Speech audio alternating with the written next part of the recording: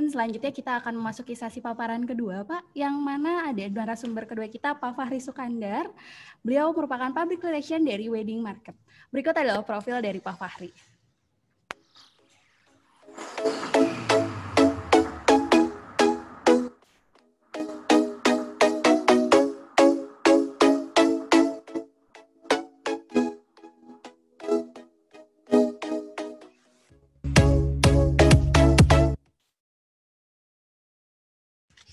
Oke, Pak Fahri, apa kabar Bapak? Mohon maaf Pak, masih di mute Bapak? Iya, sorry aku lupa. Baik, alhamdulillah. Baik, oke Pak. Sebelum memulai paparan, saya izin menyampaikan informasi lagi kepada para seluruh peserta. Apabila di sela-sela presentasi Bapak Fahri ada yang ingin ditanyakan sama seperti tadi, tolong menggunakan fitur Q&A dengan menuliskan nama, afiliasi, serta pertanyaan yang diajukan. Oke Pak Fahri, mungkin kita langsung aja ke pemaparan ya Pak Fahri ya? Boleh, suaraku terdengar jelas kan ya? Cukup jelas Pak, Oke, aman. siap kalau gitu. Oke, silakan Pak. Nah, kalau misalnya tadi ini kan kita udah ngebahas, udah mendengarkan dari pihaknya pelakunya mungkin ya. Nah, kalau sekarang kan aku menjelaskan mungkin lebih ke aku bakal flashback dulu, cerita sedikit. Kalau Wedding Market itu adalah media atau platform di mana kita tuh ada 24 subkategori vendor, dan semuanya tuh adalah vendor-vendor pernikahan. Jadi dari mulai wedding organizer, dekorasi, MC, sampai ke busana, itu tuh kita ada semua dalam satu platform khusus. Nah, saya setuju tadi tentang kata Pak Gandhi, kalau misalnya pasca pandemi ini tuh para vendor tuh mengalami tidur yang sangat lumayan lama, gitu ya. Jadi ini kita tuh Wedding Market bekerja sama dengan beberapa himpunan, contohnya seperti Hastana dari pihak Pak Gandhi juga, dari Wedding Organizer, lalu kita ada dari Aspedi, itu adalah dekorasi, lalu dari fotografi itu ada Hipdi, dan selanjutnya ada MC itu dari Hipapi. Jadi kita membantu beberapa vendor-vendor tersebut untuk dapat bangkit bareng-bareng. Kita bantu untuk bisa show off selama pandemi ini. Dan mungkin aku akan menjelaskan tentang beberapa brand-brand yang dapat topiknya tentang brand image untuk para pelaku vendor ini dapat tertarik nih kepada para calon usernya. Seperti itu. Jadi mungkin aku bakal membacakan beberapa materiku. Bisa dibantu? Boleh Pak, sebentar sama operator kami ya Pak. Boleh. Nah, yang pertama itu aku akan ngebahas tentang brand purpose. Kebetulan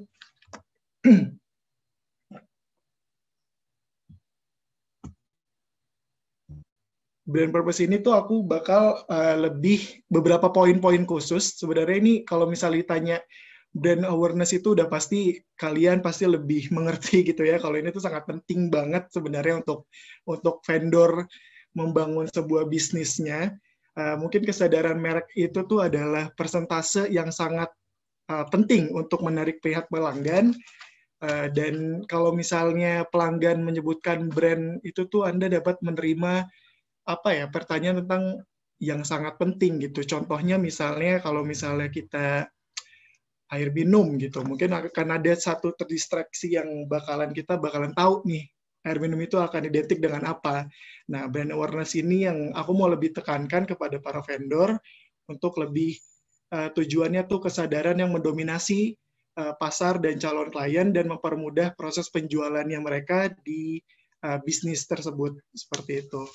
Nah, setelah nanti membangun kesadaran dalam lingkup pasar yang jelas, maka kesadaran tersebut tuh jadi pelindung bagi para calon user, kepada calon vendor, kepada calon user, karena sudah mempunyai satu brand awareness yang sangat penting.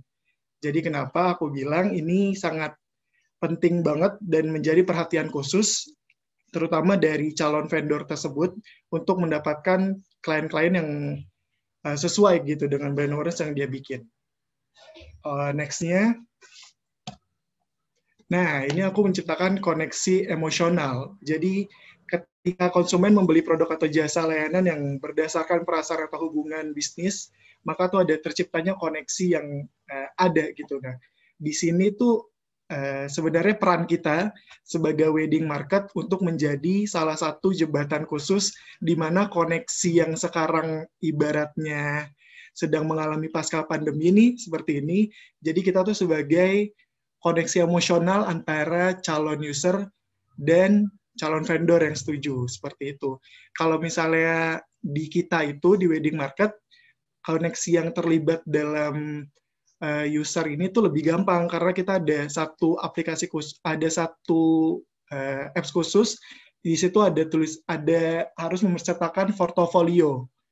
Nah, portofolio yang di mana klien-klien itu dapat melihat langsung para vendornya ini yang akan dipilih dari portofolio tersebut. Jadi lebih mengkoneksikan emosionalnya lebih dapat tanpa harus tektokan yang lebih lama. Seperti itu.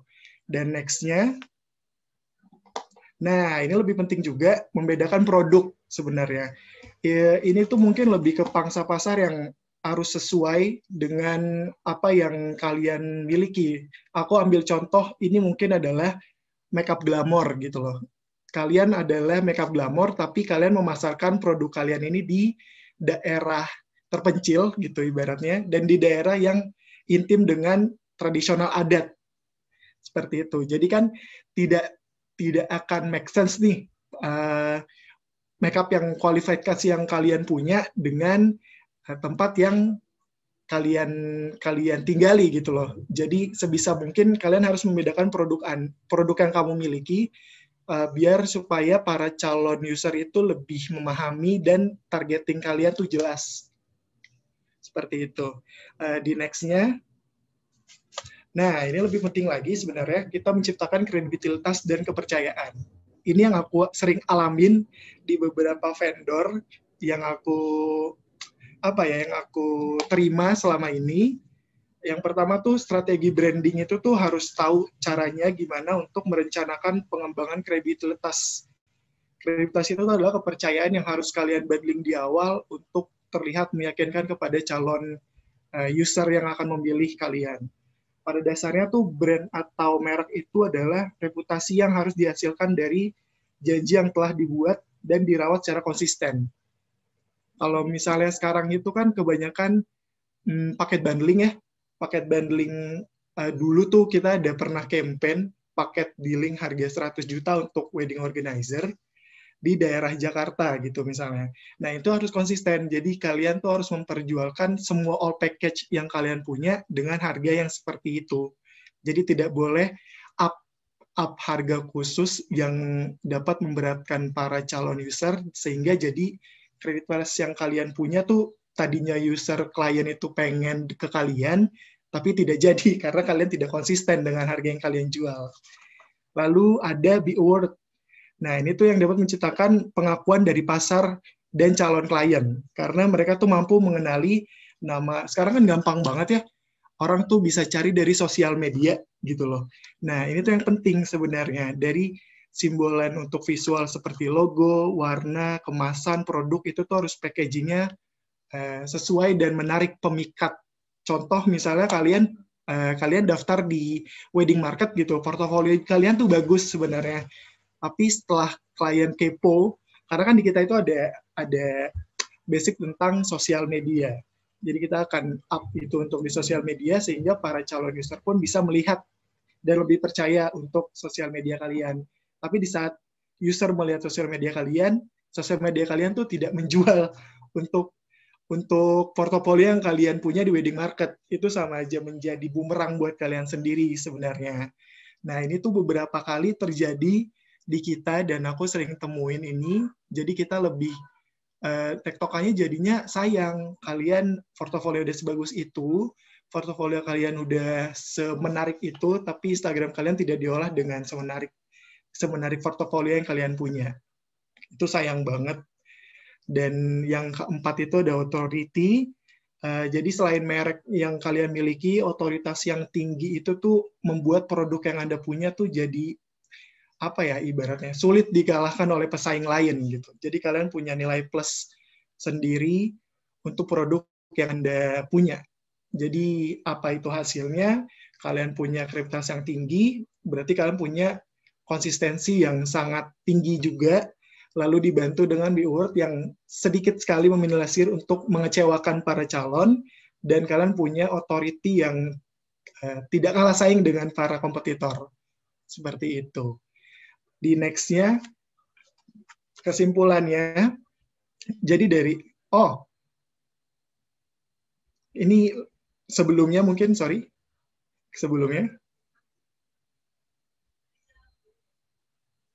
sebelum ada, berarti habis next ini kesimpulannya, aku lupa. Nah, jadi kesimpulan dari yang brand awareness ini, itu tuh adalah tujuan merek dan brand tuh paling utama kesimpulannya. Jadi membuat merek tuh menjadi nama pertama yang disebutkan pada kategori yang mau kalian punya sebenarnya. Jadi hal ini tuh penting karena merek tuh menjadi merek tuh pertama kali yang diingat oleh para calon gitu loh. Jadi misalnya contoh mungkin yang sedang kasus gitu ya, ada wedding organizer, mungkin kalian pernah tahu Pandamanda. Itu tuh gila banget sebenarnya. Itu tuh dia jor-joran juga di Instagramnya, jor-joran juga di banyak klien yang mikat sama dia. Cuma ternyata di balik itu tuh ada authority yang tidak dimiliki trusting kepada para calon gitu loh. Jadi kita jangan gampang tergoda dengan awareness yang Instagram kalian punya, tapi coba lebih selidikin lagi di mana vendor itu tuh punya beberapa brand awareness yang bisa kalian pilih untuk kalian jadinya meminimalisir penipuan atau pencegahan sebelum kalian kecewa ke depannya. Gitu. Nah, yang akan saya bahas selanjutnya di next-nya adalah strategi posisi merek. Ini tuh untuk mengidentifikasi target konsumen yang kita harus ibaratnya mempersempit pasar segmentasi gitu loh. Nah, di sini tuh aku ngebagi menjadi beberapa poin segmentasi. Yang pertama adalah profil konsumsi pribadi. Itu tuh meliputi status perkawinan, konsumsi produk, tingkat penggunaan produk, dan harapan dari produk itu sendiri. Lalu ada demografis, itu tuh melingkupi usia, jenis kelamin, tingkat pendapatan, ras, dan keluarga. Lalu ada profil emosional, ini tuh yang meliputi kepercayaan dan nilai-nilai pribadi, dan gaya hidup yang dipilih. Lalu ada pasar bisnis, itu tuh segmentasi yang dimulai dari kelas produk itu sendiri dan beberapa target industri yang ada di lingkungan pasar tersebut. Lalu keputusan pembelian, itu tuh adalah prosesi penawaran, terus ada pelanggan billing di awal seperti apa, lalu gimana caranya kalian mendiskusikan produk kalian dengan keputusan yang ada di segmentasi yang kalian punya. Nah, yang terakhir itu adalah yang paling penting nih. Itu adalah profil perusahaan. Jadi profil perusahaan itu adalah kalian harus bikin sebagus mungkin kekuatan finansial dan lokasi strategis yang kalian punya. Karena dari profil perusahaan kalian itu kalian bisa mengedukasikan beberapa, mungkin lebih dari 50% untuk trusting kepada calon user kepada kalian sendiri. Seperti itu. Lalu di next-nya, ini ada strategi diferensiasi produk. Ini kayaknya aku bakalan banyak dari kalian tuh kayaknya lebih jago untuk hal ini, jadi aku bakalan ngebagi ini jadi 4 aja yang aku pahamin selama di sini. Itu tuh adalah memahami konsumen. Yang aku tahu dan selama ini untuk mengevaluasi kepada calon vendor adalah perusahaan tuh harus mempunyai pemahaman tentang harapan dari pembeli mengenai manfaat produk yang digunakan. Jadi misalnya secara umum tuh tujuan membeli sebuah, contohnya adalah klien ini mau bekerja sama dengan wedding organizer gitu loh.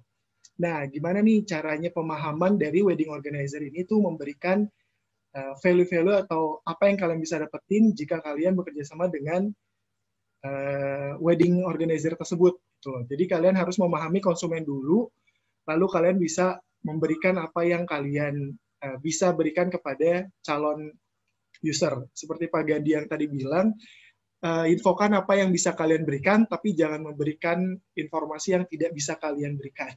Seperti itu. Lalu yang kedua, menjaga konsistensi kualitas produk yang kalian punya. Karena produk yang kualitas tinggi itu belum tentu mempunyai tingkat loyalitas dari pembeli yang sangat tinggi. Gitu. Jadi maka dari itu produk harus mempunyai konsistensi yang tinggi agar dapat memelihara loyalitas konsumennya. Jadi kalau misalnya sebelumnya tuh kayak sekarang kan lagi mengalami penurunan nih akibat COVID, jadi kan pasti para wedding apa ya namanya, para vendor pernikahan tuh berlomba-lomba untuk gimana caranya supaya kualitas produk mereka lebih bagus, tapi harganya tuh nggak terlalu mahal gitu loh. Nah, yang terjadi di sini adalah di wedding organizer ini tuh menjadi paket bundling sebenarnya. Paket bundling ini tuh contohnya wedding organizer X dengan fotografi gitu loh. Dan mereka memberikan harga yang sangat affordable untuk dua paket tersebut agar terjual lebih berkualitas dan lebih murah packagingnya. Dan yang ketiga itu memberikan informasi mengenai kelebihan dan keunikan produk yang kalian punya. Contohnya mungkin kalau misalnya di kita di wedding market itu, kalau misalnya kita mempunyai campaign atau banner, itu tuh biasanya kita ada slash satu khusus, dan di situ akan kita tampilkan beberapa informasi mengenai, misalnya kita ada paket yang tadi aku infokan, ada bisnis wedding organizer harga 100 juta package gitu misalnya. Nah, di banner itu akan kelihatan nih, beberapa wedding organizer yang memang mempunyai qualified untuk di harga tersebut. Jadi sebisa mungkin kalian upgrade harga kalian, presisi kalian, portofolio kalian seupdate mungkin untuk memberikan informasi yang jelas kepada calon pembeli agar calon pembeli juga lebih yakin dengan pilihannya mereka. Seperti itu. Lalu yang terakhir adalah memberikan persepsi untuk pembeli. Ini mungkin kontribusinya lebih ke kalau merek tuh berupa yang ditawarkan, jadi strategi itu kan dilakukan melalui iklan sebenarnya. Jadi lebih meyakinkan para calon user atau calon pembeli itu melalui wedding market sendiri. Jadi kita sebagai media dapat memberikan persepsi kepada calon pembeli itu lebih punya view yang sangat jelas kepada si calon vendor ini. Seperti itu. Di next-nya mungkin. Nah, ini mungkin brand identity itu lebih ke how start calon vendor itu untuk bisa bangun vendor kalian, atau mungkin yang baru pengen coba-coba nih, misalnya pengen bangun, aku mau punya WO, terus WO aku mau dipasarkin nih di wedding market, gimana caranya? Nah, ini tuh ada 3 poin yang aku underline yang akan aku bahas di sini. Yang pertama tuh jangan terlalu berkutat dengan nama. Karena beberapa kali itu, mungkin kejadian di saya pernah beberapa kali, ada yang vendor tuh lebih fokus ke namanya, tapi dia tuh belum punya kerangka-kerangka khusus sebenarnya tuh dia tuh mau apa gitu loh. Jadi saranku tuh kalian harus punya list-list tertentu dulu, harus punya kerangka kalian dulu maunya seperti apa. Jadi nanti tuh kalian bisa gampang nentuin namanya. Jadi jangan terlalu muluk dengan kotak nama, tapi lebih apa yang harus kalian mau dengan bisnis yang kalian punya. Lalu yang kedua itu tentukan target pasarnya. Contohnya mungkin yang tadi aku bilang, misalnya kalian itu adalah vendor dengan make up glamour yang international look. Tapi kalian itu masarin target kalian di contohnya Jawa pedalaman yang sebenarnya masih sangat terbiasa dengan adat gitu. Dan itu kan tidak make sense dan tidak akan menampilkan produk Anda tuh lebih dapat terjual dengan bagus karena target pasarnya pun tidak menjamin untuk yang kalian jualkan. Jadi tentukan dulu target pasarnya seperti apa, mau kalian seperti apa, baru kalian bisa membangun brand identity kalian dengan bagus. Lalu yang terakhir itu adalah fokus dan jangan berpatokan pada kompetitor. Ini sering banget sebenarnya. Kalau misalnya kompetitor itu misalnya punya kompetitor mungkin wedding yang lebih sekarang dengan kompetitor tuh kita ngebahas wedding organizer. Wedding organizer misalnya X dengan hotel mana untuk venue dengan harga package yang di link mereka punya. Lalu ada nih wedding organizer B ingin mempunyai harga yang sama tapi dengan venue yang lebih mahal. Tapi harga jual dengan dengan harga yang si A ini punya. Ini tuh nggak bisa sebenarnya. Jadi kalian tuh jangan berpatokan kalau A ini sudah bekerja sama dengan hotel atau venue, kalian coba bangun brand kalian dengan X foto atau X dengan MUA dengan harga yang lebih affordable. Sebenarnya itu lebih apa ya, mempunyai ciri khas tertentu. Jadi jangan misalnya satu wedding organizer sudah bekerja sama dengan venue, kalian venue semua, itu tuh malah akan membuat para calon tuh bingung sebenarnya. Jadi sebenarnya masih banyak subkategori yang bisa kalian jual, banyak subkategori yang bisa kalian ajak kerjasama. Coba diolah dengan hal-hal yang lebih murah dulu atau lebih packagingnya lebih affordable untuk dijual. Seperti itu. Lalu boleh di next. Nah, ini mungkin slide-nya itu brand trust. Saya akan membacakan 3, yaitu ada brand karakteristik. Jadi brand karakteristik itu mempunyai pesan yang sangat penting dalam menentukan pengembalian keputusan konsumen mempercayai sebuah merek gitu.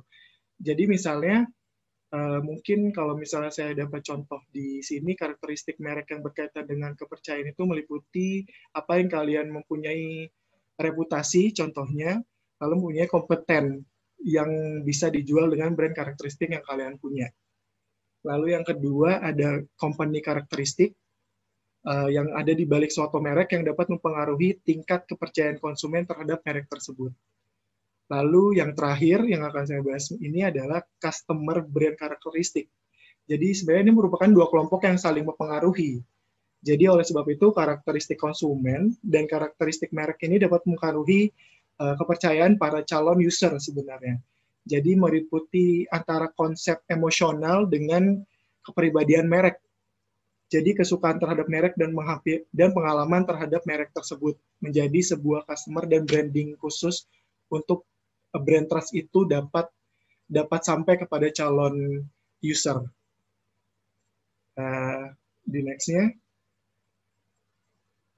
Oke, mungkin itu aja yang aku dalam pentingnya beberapa brand-brand yang harus kalian punya jika kalian punya vendor yang ingin bergabung dengan atau ingin bekerja sama dengan wedding market. Itu mungkin vendor sub kategori yang harus aku sampaikan.